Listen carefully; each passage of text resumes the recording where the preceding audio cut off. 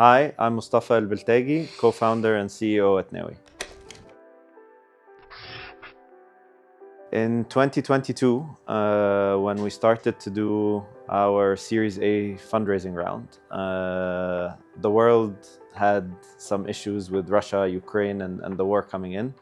Egypt suffered even more severely. We were early days in our fundraising and it seemed like everything was going fantastically well. And all of a sudden, no money wanted to come to the region. Multiples were down. Fundraising almost became impossible. I think very few, if any, companies were capable of raising a round in 2022. And all our plans, which we had, which were dependent on that round, became at jeopardy. Now, continuing to want to scale the business and keep our foot on the gas, while on the other hand, knowing that funding is difficult or might not even happen during that period. We went through 3 different funds with 3 different term sheets, and yet we couldn't close within 2022. Luckily, we had investors on our side who were willing to support, but it was a very stressful and difficult time. Now, figuring out the right balance between keeping your foot on the gas, actually continuing to build despite those situations was a very, very tough thing for us to do. Now, continuing down that path, we raised funds based on one, the business we had, but also a business we were about to build, which was a mortgage business. That mortgage business was operating within a certain context. Very quickly after our fundraise round, we were forced to change what we were doing with the mortgage business because licenses, environment changed, and we needed to acquire different licenses, which would easily take us 2 years to complete. We had promised investors certain things and highly dependent on this business. So we had to change plans completely, find another way to deliver what we had promised. I think in different environments, people might have just said, it is what it is, we can't deliver because the environment isn't allowing us to deliver. But we were able to launch completely new business lines that eventually delivered the targets and the results we had wanted for, or we had promised our investors, and even better. So again, learning to be able to pivot, change, move when things change around you, and always find a way. I guess working in a country like Egypt and generally in the region gives you a great amount of skill in that space.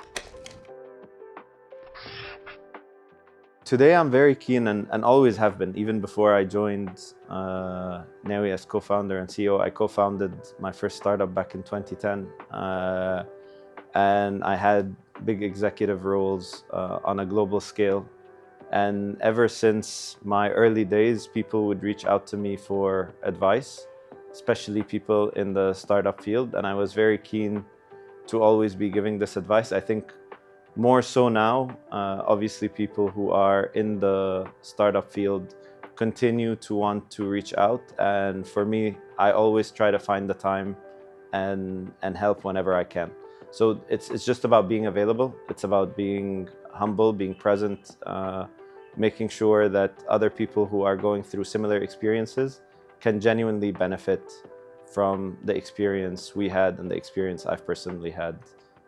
That's the best I can offer. I think the reality is we have a massive real estate sector within the country, and the sector is highly focused within Cairo. This sector was not organized, not built in a way that many other places in the world have had. Tech has not been introduced for many years, despite having a massive scale. I mean, we're talking about the new build business being over $30 billion a year. There are few places in the world where the markets are this big and the tech adoption and the size of changes is this small. So it gave us an opportunity not to just build one business, but to build multiple business, multiple verticals, all of which are highly synergic. In other countries, if we were building in the US, for example, we'd only focus on one niche. And that would make it significantly smaller than the kind of business we're building within the Egypt context and within the Cairo context. Actually, it's a very good one, and I think Endeavor also played a big role, like attending Endeavor Outliers event, talking to founders who have went through the same struggles you're experiencing, but later on in that journey, at least for us, that was something very, very inspiring. A lot of the things we face are not related to necessarily a business challenge or something that, a global expert who is a CEO of a multinational company can answer for you. More people who have actually had to see the journey from the ground up into something huge. And it is rare to run into these kind of people. But within the Endeavor network, that is something that I find probably the most valuable piece of the Endeavor network, is being able to talk, share with these people, know that the other person has experienced what you've experienced, has seen that struggle, has experiences that are relevant to you. It has actually been super helpful, if partially for I'd say therapeutic purposes, but also for general advice conversation with people who have had similar experiences. So that's been an invaluable component of the Endeavor experience for us.